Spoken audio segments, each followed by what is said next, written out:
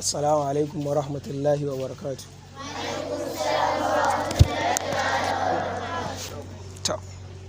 Kaifa halukum? Sawa'ul khair. Marhaban bikum. Amfanin ilimi. Iliminka. In kunne ya ji. Madalla da ɗalibi mai tarbiyya. To, alhamdulillah yau Asabar. Tushen aiki a musab da sauran makarantu irinta, wanda Asabar kullum ina sake jaddadawa rana ce da take nuna me aka dosa, me aka shirya yi ga baki ɗaya a satin, kuma ita ce gabatarwar wannan satin baki ɗaya. Da haka shi yasa Asabar take da matuƙar muhimmanci da ka same ta, ka samu ka zo da wuri don tun dare mutum yake sanin cewa yau Asabar ce, domin me zai san cewa idan ya tashi zai tashi ne da wuri sannan ya shirya ya taho makaranta. To wannan shine bambancinta da ragowar ranaku. To alhamdulillah, kamar da yadda muke a kowane sati ana iya ƙoƙari wajen ganin idan sati ya zagayo za a zo kuma za a gabatar da me za a gabatar da ɗabur kamar yadda aka saba. Stars wannan da tara su kai kawai mun gama sa'a musu hukunci. Shi yasa to a wannan karan muna da maudu'ai daban-daban wanda za mu kalla, wanda za su zame mana izina, wanda za su ba mu darasi ga abubuwa da dama. Shi yasa nake son kowa ya yi ƙoƙari wajen ba da hankalinsa wajen sauraron dukkan wani abu da zan zayyana shi yanzu. Ita rayuwar duniya idan ka duba ta gabaki ɗayanta jarabawa ce. Ba zan faɗi sunan maudu'ina ba sai na gama tsaf. Rayuwar duniya ɗakin jarabawa ne. Idan ka shiga kullum burinka ka yi abin da zai ƙara maka maki, makinka shine lada. Idan kai abin da zai ƙara maka maki, daga ƙarshe kuma me sai a je ranar da za a karɓi sakamako. Wannan dalili ne yasa duk wanda ya san cewa akwai karɓar sakamako to yake ƙoƙari wajen ganin cewa ya yi jarabawarsa ingantacciya, ya yi ta yadda ya kamata. Ko a gidan duniya a makaranta aka zo aka ce za a yi jarabawa, wadda jarabawar nan ka san cewa za a karɓi sakamako, to ta sha bamban da wadda kawai za a zo a jarraba ku a tattara takardu a tashi a tafi. Duk sanda aka zo aka ce maka yau za a yi jarabawa a makaranta, za a bugo takardu, za a yi waye, ka san cewa idan aka yi wannan jarabawar me za a fitar, sakamako za a fitar. A wannan lokacin me kana dagewa kai jarabawar yadda ya kamata. To idan kai jarabawar nan yadda ya kamata, a mataki na gaba me zai biyo baya? Ka yi jarabawa ga cikin kwanciyar hankali, ba ka da fargaba, ba ka da tashin hankali. Amma daga sanda aka ce yau za a karɓi sakamako, yau za a baka sakamakonka, to ko da a ce ka yi jarabawa ka ingantacciya, ko da a ce ka yi jarabawa ka 100% kana tunanin cewa ka yi nasara, to a ranar da za a karɓi sakamakon nan sai ka shiga cikin tashin hankali, sai ka ji kamar ba ka yi abin da ya kamata ba, sai ka ji kamar abubuwan da ka yi ba sa kan lissafi, saboda wannan fargabar ta cewa za ka amshi sakamakonka.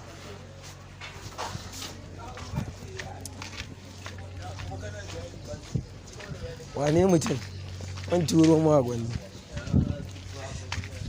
Tashi lafiya ya gida, zai wa ka zo mitin mu. Wallahi na ji an cika wallahi, An cika wallahi. Wurin sa ka zo? a kwarin da Wai wucewa ka zo yi? Wallahi Allah. Wannan nake. Bari in sauyin ƙara samun su.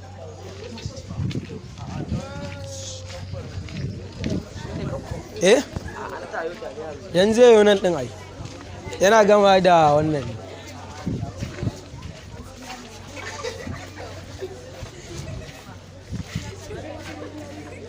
Daɗi na da 'yan musab akwai munafunci. Allah akwai gulma. Mutum hula zai sa sai kun yi gulma cewa ya sa. To, tashi.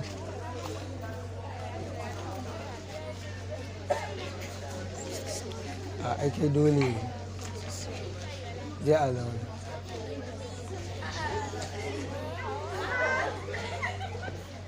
Ke, ranku zai ɓaci wallahi.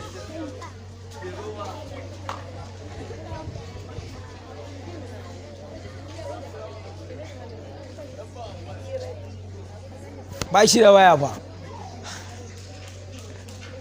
Ka tsaya zai iya zuwa yanzu. Ka san gidansa ai. To kana zuwa ma za ka gano shi. Wani? Malam ka musu. Ya isa. Wallahi zan muku rashin mutunci. Babu wasa a wannan lamarin. Ku komai sai kun yi gulma, sai wannan ta raɗa wannan an yi kaza. Laifinsu ne ba su ai sun yi abin da ya yi. A to ai mu kuma basarwa ake yi. Sai ka nuna bari dai kan ne yaren nawa. To ya isa an wuce ko? Wallahi duk wadda ta ƙara sai na da cikin 'yan makara kuma sai an zane ta. Duk wadda ta ƙara ko duk wanda ya ƙara sai ya da nan. Kuma zane shi za a yi. Kuma fiye ma da nasu. Dan wataƙila aka je dukan za ka ce ai ni ba makara ne ba. Ustaz ne ya fito da ni to kaga bambancin dukan kan na 'yan makara ya fito. To shi yasa ya zama na cewa kowa yake ƙoƙari wajen ya inganta rubutu, ya inganta karatunsa wajen ganin cewa ya samu sakamako mai kyau. Duk sanda aka ce an gama jarabawa za a karɓi sakamako, kowa yana cikin tashin hankali, kowa yana fargaba. Akwai wanda zai je ya karɓa yana farin ciki, akwai wanda zai je ya karɓa mai gashi nan shi ba zai farin ciki ba kuma shi ba zai munna ba. Akwai kuma wanda zai je ya karɓa zai yi kuka amma me zai haƙura da wannan. Akwai wanda haɗuwa ma zai yi saboda sakamakon gabaki ɗaya shi bai tsammaci haka ba, ya tsammaci ya ga fiye da haka ko saman haka amma kuma bai samu haka ba. Kamar in ba ku misali, akwai sanda za mu karɓi sakamakonmu na first semester. Wallahi da aka ji ana karɓa, wani ya fito yana munna, wani ya fito ya yi shiru dugumde ba yabo ba fallasa, wani ya fito kuma yana ihu ma sai an yi ƙoƙari an fitar da shi. Musamman mata ma wasu haɗuwa suka rinƙa yi suna suma saboda sakamakon da suka karɓa ba shi suka yi tsammani ba. To wannan a gidan duniya kenan. Kuma kowa ya kai komai ƙoƙarinka in dai ka je karɓa sai ka ji fargaba. Dan ni da na shiga ofis ɗin zan karɓi nawa, kasa ma zama ne sai da aka ce zauna. Na kasa sanin ma me yake faruwa. In kai min magana ma ba zan ma ji ko Hausa kake ba zan fahimci wani yare kake. A wannan lokacin na minti 2-3 da zan faɗi namba ta a zaro a bani. Kuma a reaction kai da za ka karɓi sakamakon kana duba reaction ɗin wanda zai baka, kana duba yanayin fuskarsa. To kawai ka ga ya zaro sakamakon naka ya duba shi sai ka ga ya kalla ya ƙara kallon ka. To zuciyarka za ta baka a'a wannan wani abu ne. Ya zaro sakamakon da ya kalla sai ya ƙara kallon ka. To cikin biyu za a yi ɗaya. Ko ka yi ci mai kyau da ya bashi mamaki, ko kuma ka yi haɗuwa warwar yana so ya kalli fuskar ka ya ga yaya za a yi idan ka karɓi wannan sakamakon. Yaya zai yi ya gaya maka cewa wannan sakamakon naka ya riga ya samu haɗuwa. to wannan abu biyu ne suke faru. Har sai da ya ce to gashi masha Allah, sannan na karɓa na samu nutsuwa cikakkiya. To kuma kusan kowa haka zai karɓi sakamakonsa. Wani me ban ji ba. To wani zai je tara an kafe masa sakamakonsa ya kalla ya ji daɗi, wani kuma anan zai kalla kuma ya shiga cikin tashin hankali. Duka wannan idan kuka lura a gidan duniya ne, a gidan duniya ake karɓar duk wannan saƙon da za a yi tumami, da za a yi murna, da za a shiga tashin hankali. Akwai kuma sakamakon da zai zama na cewa wannan duniyar da zuwa makarantar, da yin jarabawar ma makarantar, da zuwa yin ibada, kai da zuwa yin komai, duk kuma wata jarabawa ce kake yi da za ka karɓi sakamakon game ranar gobe kiyama. Duk wannan rayuwar duniya tun daga ran da aka haife ka, tun daga ran da ka girma, tun daga ran da Allah subhanahu wata'ala ya raine ka girma, ka san me kake, aka buɗe maka littafi, aka fara rubuta maka zunubai, aka yi waye, har ya zama cewa ka kammala rayuwarka ta duniya ka mutu. Mun sani cewa kowa sai ya bakunci lahira, kowa sai an sa shi a ƙasa, kowa sai ya mutu. Babu wanda ba za a haƙa rami abin ne shi ba a nan, sai dai in ƙonewa kai ko ruwa ne ya cinye ka ba a sani ba. Amma in dai ka mutu gawar ka ta fito, to dole sai an haƙa rami. Yau ka je ka yi wa wasu sallah, an je an binne ka tare da su, to wata rana kai ma za a kai ka a je a binne ka. Shi yasa Allah subhanahu wata'ala yake cewa kullu nafsin dha'iqatul maut. Kowace rai sai ta ɗanɗani mutuwa, kowace rai sai ta san mutuwa. Babu wata rai a duniya ba ta san mutuwa ba. Babu wani abu da ba zai zo ƙarshe ba sai Allah subhanahu wata'ala. Huwal akhiru wal zahiru wal batin. To shi yasa mutuwar wani take zama darasi gare ka, mutuwar mutum take zama darasi a rayuwarka. Shi yasa musamman maza ake so idan an zo za a tafi da gawa a makabarta, ka shige kan gaba, ka je ka gani don ya zama darasi gare ka.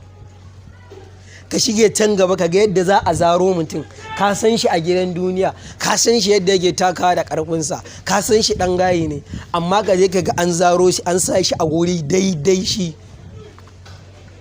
ko inci ɗaya wa za a ƙara masa ba.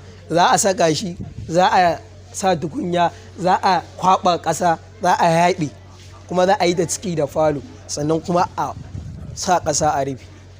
Saboda me? Ka gani ya zama darasi gare ka gani ya zama na cewa abin da za ka ɗauka a gaba wajen ganin cewa ka kyautata rayuwarka ta duniya, don me sakamakonka na lahira ya zama na cewa kyakkyawa ne, ingantacce.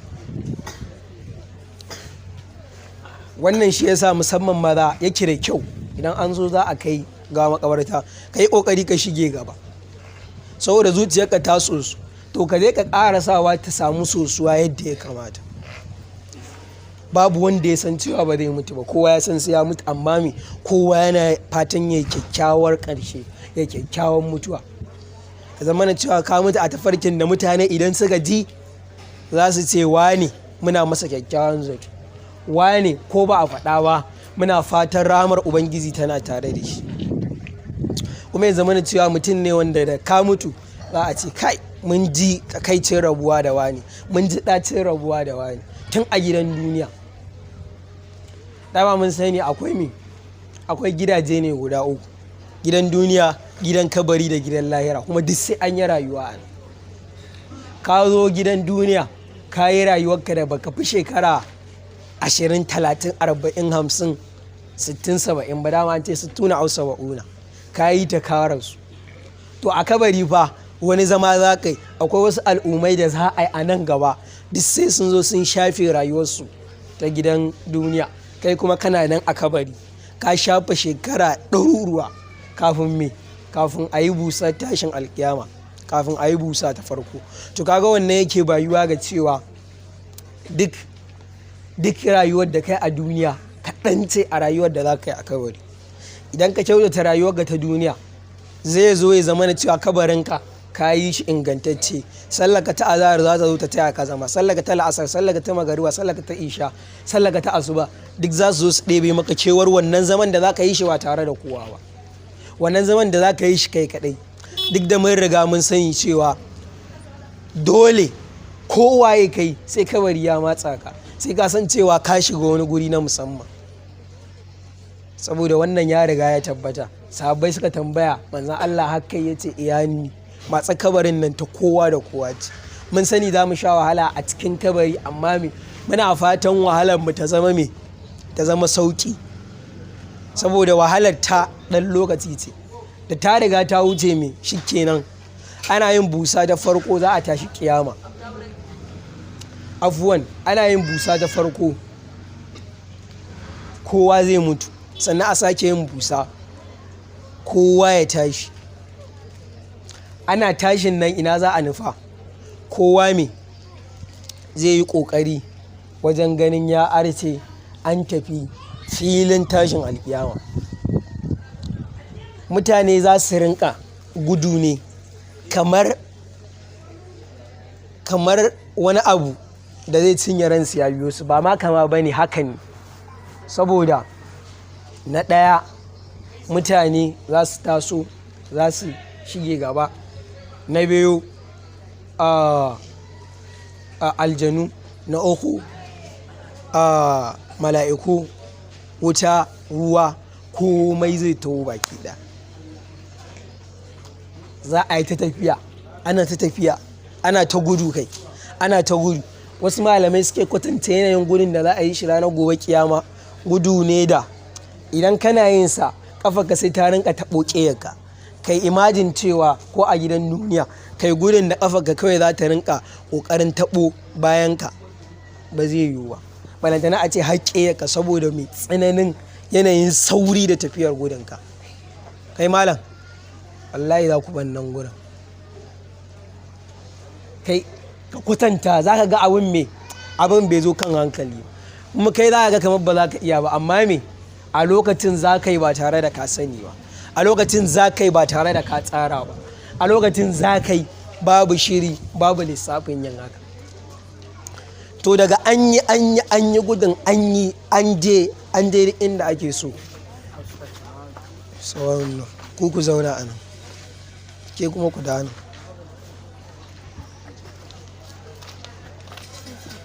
Nasiba. To daga an gama wannan za a je filin tashin kiyama, za a tsaya, kuma a wannan yanayi ne da yanayin adadin zunubinka, yanayin adadin guminka. A lokacin a rana ba za ta wuce zira'i ɗaya ba tsakaninmu da ita. Ka duba wannan ranar da kake gani, wannan zafin ranar da kake gani, bambancinmu da ita shekara 1000 nawa ne, faɗi nawa ne, amma ka duba wani lokaci za ka ji ranar har tsakiyar kanka. Alhalin a kullum sai mala'iku sun sanya mata ƙanƙarar da ta fi girman duniyan nan wajen ganin an ƙara sanyaya ta, amma wannan zafin sai ka ji shi, sai ka ji tana dukan tsakiyar kanka. To balantana a lokacin da za a ce maka ba ta fi zira'i ɗaya ba, kamun hannunka zuwa gwiwa wannan ranar take. Gumi zai zo, wani guminsa bai fi iya wuya ba, wani guminsa bai fi iya ƙugunsa ba, wani guminsa bai fi iya gwiwa ba, wani kuma guminsa shanye shi zai tsaf. Yadda ka ga in an watsa maka ruwa za ka to ruwa yana yarari a jikinka, wani haka gumi zai shanye shi. Gumi gabaki ɗaya ya shanye jikinka, saboda yanayin da lokacin yake ciki. Babu wata inuwa sai inuwar Ubangiji. Yawma la zilli illa zillahu, babu wata inuwa sai tasa, wadda inuwarsa muke fata a ranar gobe kiyama. Akwai wanda kuma suna inuwar al'arshin, kamar yadda muka sani. Mutane ne na gari, mutane ne na ƙwarai da Allah subhanahu wata'ala ya zaɓe su, wannan za su shiga wannan inuwar. Suna ganin ku kuna can kuna gumi, su kuma nan suna nan inuwa, babu abin da yake damun su, sai dai sun tsaya a gaban Ubangiji suna jiran a yanke musu hukunci, kowa ya ga sakamakonsa. Allah ya samu muna cikin wannan inuwar. To bayan an yi wannan tsayuwar za a yi tsayuwa ne ta shekaru da dama, kowa yana wannan guri, duk wata halitta mai rai da ka sani tana nan, ko da dabba ce tana wannan guri, aljanu, mala'iku, mutane, dabbobi, kowa yana wannan guri, annabawa duk suna nan, kowa an tattaru an zo gaban mai sarkin kowa, sarkin da ya halitta duniya baki ɗaya. A lokacin mutane tsayuwar za ta yi yawa, a ga cewa to wannan tsayuwa mun riga mun gondara, tsayuwar nan sama da shekara 70,000, kuma mun sani cewa kwana ɗayan lahira shine shekara 1000 a duniya, shekara 1000 fa a duniya shine kwana ɗaya a lahira. To idan ka lissafa shekara 70,000 da za a tsaye, ka san cewa idan ka kwatanta shi da duniya shekara 1000 za a yi a tsaye. Kai ko da awa 5 aka ce maka za a yi ta duniya a lahira, in dai a wannan tsakiyar ranar ne da bata fi zara'i ɗaya ba, ka san cewa sai an gwabzu, sai an sha wahala. Amma me shekara 70,000 za a yi ana wannan tsayuwar, kuma mun sani shekarun lahira daban yake da na duniya, saboda lissafin ba ɗaya ba ne ba. To haka za a zo a yi wannan tsayuwar har sai bayi sun gaji, an yi ƙungiya, an tafi gurin annabawa tun daga kan annabi Adamu, ana roƙonsa ya je ya samu Allah subhanahu wata'ala ya buƙaci a zo a yi hisabi. Annabi Adamu zai nuna abin ya mai girma, ba zai iya ba. Annabi Nuhu zai nuna abin ya masa girma. Annabi Musa, annabi Isa, sai an zo gurin annabi Isa zai ce babu wanda ba zai iya wannan buƙata da kuka zo da ita, sai dai ku je gurin shugaban annabawa manzon Allah sallallahu alaihi wasallam. To a wannan lokacin za a ɗunguma a tafi, a je gurinsa, a nemi ya je ya samu ubangi, saboda babu wanda ya isa, ba wanda yake da zarra, ba wanda yake da ƙwarin gwiwa ya je ya tunkari Allah subhanahu wata'ala. Annabawa ma sun kasa su je su tunkare shi, wane mu? Kaga ko dole sai shi shugabansu a cikin annabawan, shi kaɗai ne zai je samu Allah subhanahu wata'ala. To a wannan lokacin da an faɗa masa cewa manzo Allah muna buƙatar a samu Allah subhanahu wata'ala, a zo a yanke hukunci, kowa a bashi sakamakonsa, dan wuta ya tafi wuta, dan aljanna ya tafi aljanna. To a nan lokacin manzo Allah zai miƙe wa kansa kirari na cewar shi kaɗai ne yake da wannan damar da zai je tunkari Allah subhanahu wata'ala a wannan lokaci.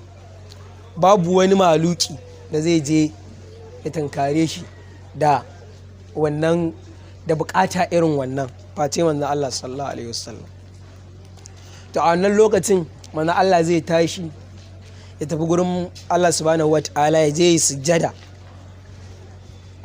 A lokacin Allah subhanahu wata'ala zai ce qum ya Muhammad, tashi ya Muhammad, yau ba lokacin bauta bane, faɗi buƙatarka. To sai manzo Allah yake ba mu labari, yace zai yi wa Allah kirari da wasu kalamai da shi kansa a duniya bai san su ba, sai ya je wannan lokacin sannan za a kimsa masa kalaman.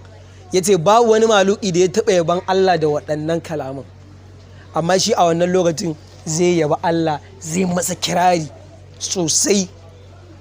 To a wannan lokacin zai buƙaci Allah subhanahu wata'ala ya zo ya sa a yi hisabi.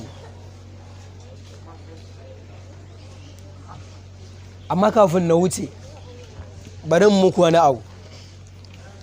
Dukkaninmu nan mun san cewa idan aka je ranar gobe kiyama, babu wani mahaluki da zai iya tunkara Ubangiji sai manzo Allah sallallahu alaihi wasallam. Kuma dukkaninmu nan mun san haka, amma me yasa ranar gobe kiyaman mun san cewa ko da mun je gurin annabi Adam, ko da mun je gurin annabi Isa, ko da mun je gurin annabi Musa, ba za su iya zuwa gurin Allah subhanahu wata'ala ba sai manzo Allah sallallahu alaihi wasallama. Me yasa kuma a wannan lokacin za mu je gurin sahabban, za mu je gurin kai annabawan kai tsaye, maimakon kawai magarzaya tunda mun san cewa babu wanda zai iya sai manzo Allah sallallahu alaihi wasallam maimakon kawai magarzaya mu tafi gurinsa maimakon kawai magarzaya mu tafi gurinsa sai mu je mu wannan kewayen mun san kuma kewayen dole ga inda za mu je sai malamai suka ce ai dalili shine ana so yanzu idan muka ce kai tsaye ranar gobe kiyama za a tafi gurin manzo Allah sallallahu alaihi wasallama wajen neman buƙatar cewa ya je ya samu Allah subhanahu wataala ya buƙaci a yi hisabi. To idan aka je kai tsaye gurin manzan Allah kuma manzan Allah ana zuwa ya amsa, to bayi za su yi tunanin cewa ai ko ba manzan Allah mu ko da gurin annabi Adam aka je ko gurin annabi Isa ko gurin annabi Musa su ma za su iya. To shi yasa a lokacin Allah zai mantar da mu da wannan labarin sai mun je gurin annabi Adam din, mun je gurin annabi Isa, mun je gurin annabi Nuhu, mun je gurin annabi Musa, dukkaninsa sun ce sai dai mu dango mu tafi gurin annabi Muhammad sallallahu alaihi wasallama sannan za a yi, sannan wannan abin zai tabbata. To bayan nan Allah subhanahu wata'ala zai tashi ya ce shin wai wane ne wani sarki bayan ni? Akwai wani sarki bayan ni? Allah ya ji kankala rawu yake cewa zai tsaya a kusa da Ado Bayero ya ce mai ka ɗaga hannu kai ma sarki ne. To kun ga wannan yayi barkwanci a wannan lokacin. To amma me babu wani da ya isa a wannan lokacin ya ce shi ma sarki ne, babu. Kai wannan ma ba ma tunaninka bane, kai fargabar ka ma a samu a yanke hukunci ko wuta ce ka tafi wutar ko aljanna ce ka tafi aljanna, saboda me wannan tsayuwar ka riga da ka gaji da ita. Gwara ma ka san makomarka, kuma kamar a gidan duniya ne akwai sanda za ka zo an riga ka yi jarabawar sakamakon ana ta jan kafa wajen a baka shi, to za ka zo lokacin da za ka ce ni dan Allah a bani result din nan nawa, ko haɗuwa ne ko ban ci ba a bani na san cewa ga abin da ne. To haka za a zo a ranar gobe kiyama, a filin tashin kiyama muminai suna fatan a yi dai hisabin nan a wuce gurin, domin me kowa ya san makomarsa ko da ba ta kirki ba ce. To a wannan lokacin Allah subhanahu wata'ala zai zo a auna ayyuka. Mun san cewa mataki na farko da za a auna shine sallah.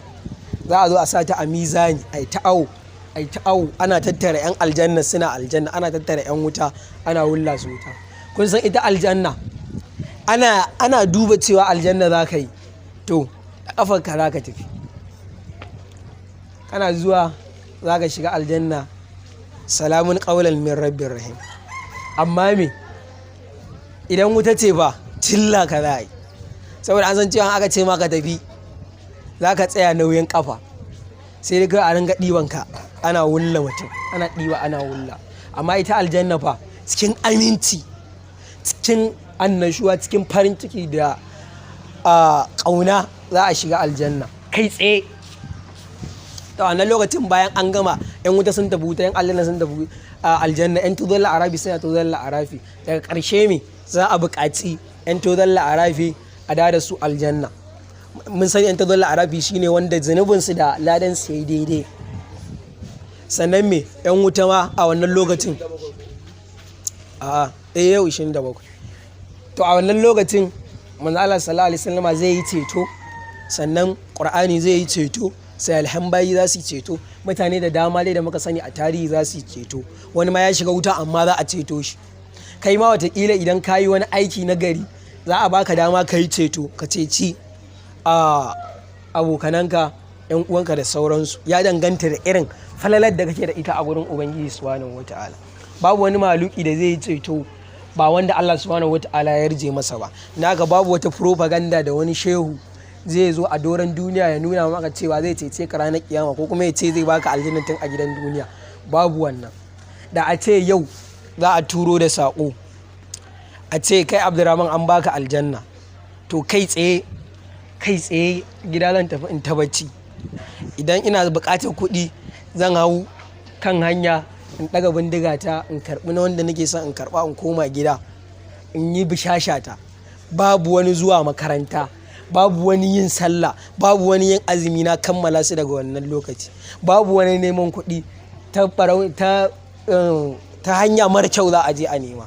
Saboda kun san wani abu, idan dai har Allah subhanahu wata'ala ya ce ya saka a aljanna, yau in Allah subhanahu wata'ala ya ce ya sa ka a aljanna, ya baka gidan aljanna, to babu wani abu da zai sa wannan aljanna ta kubuci.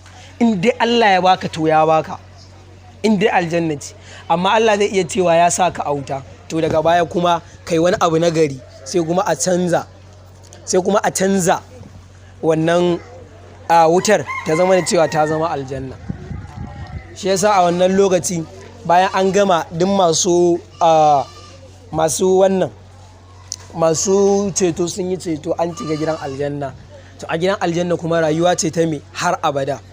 Mun sani halidina fiha abadan, kamar yadda Allah subhanahu wata'ala ya faɗa. Rayuwa ce ma har gaban abada, kamar yadda Hausawa suke faɗa.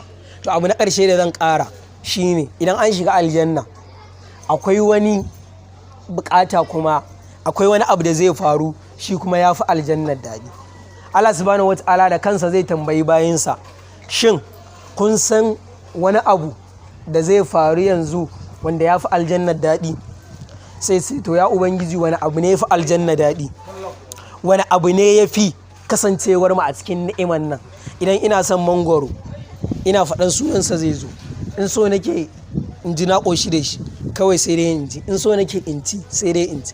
Duk wani abu da ya kimsu a ƙwaƙwalwata zai zo ne a lokacin da tunaninsa ya kimsa a raina. To za su ce to me yafi wannan daɗi? To sai Allah subhanahu wata'ala zai buƙaci duk 'yan aljanna su fito, kowa da yake cikin aljanna zai fito. To a wannan lokacin sai a ce to wace buƙata bayi suke da ita? To a wannan lokacin bayi za su buƙaci, su buƙatarsu shine su ga Allah subhanahu wata'ala.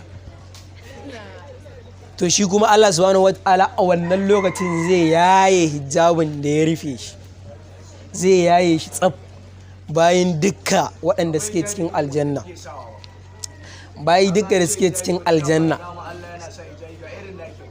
Ita hijabi ana nufin kamar katanga. A fassarar larabcin aka ce alhijab ana nufin kamar katanga. To zai yaye wannan abun, sannan sai a sami me, sai kowa a wannan lokacin zai ga Allah subhanahu wata'ala ido da ido. To shi kuma wannan lokacin ya fi aljannar daɗi. A wannan lokacin bayi za su ji nutsuwa, za su ji daɗi, za su ji farin cikin ganin Allah subhanahu wata'ala. To a wannan lokacin za a buƙaci, to tunda kun ga Allah subhanahu wata'ala, ku ɗunguma ku tafi gidan aljanna. Za su ce ina, ai ba su koma aljanna ba, saboda su ganin Allah subhanahu wata'ala ya fi musu farin ciki, ya fi musu komai. To idan Allah ya kai mu wani lokacin, za mu ji yaya za a yi da waɗanda suka kasance sun yi shirka a cikin wuta, yaya za a yi da kuma waɗanda musulman da suka yi imani amma kuma suna cikin wuta. Sannan kuma yaya za a yi bayan muminai sun ce sun ga Allah, kuma sun ce ba za su koma aljanna ba, ganin Allah subhanahu wata'ala ya fi musu komai. Idan wani lokacin muka ƙara samun dama, ma yi ƙarin bayani akan haka. أقول قولي هذا وأستغفر الله لي ولكم وجميع المسلمين من كل ذنب وخطيئة فاستغفروا إنه هو الغفور الرحيم. اللهم أعز الإسلام والمسلمين وأذل الشرك والمشركين ودمر أعداء الدين وانصر عبادك الموحدين. اللهم لا سهل إلا ما جعلته سهلا وأنت العزم إذا شئت سهلا. اللهم إنك عفو كريم تحب العفو فاعف عنا. اللهم إنك عفو كريم تحب العفو فاعف عنا. اللهم إنا نسألك علما نافعا ورزقا طيبا وعملا متقبلا. اللهم إنا نسألك جنة الفردوس. اللهم إنا نعوذ بك من عذاب القبر ومن عذاب جهنم ومن فتنة المحيا والممات ومن شر فتنة المسيح الدجال. اللهم إنا نسألك نصرا في هذه المدرسة. اللهم إنا نسألك نصرا في المجموعة. اللهم إنا نسألك نصرا في الامتحان. اللهم إنا نسألك نصرا في كل شيء. اللهم إنا نسألك نصرا في كل شيء. سبحانك اللهم ربنا بحمدك أشهد أن لا إله إلا أنت أستغفرك وأتوب إليك.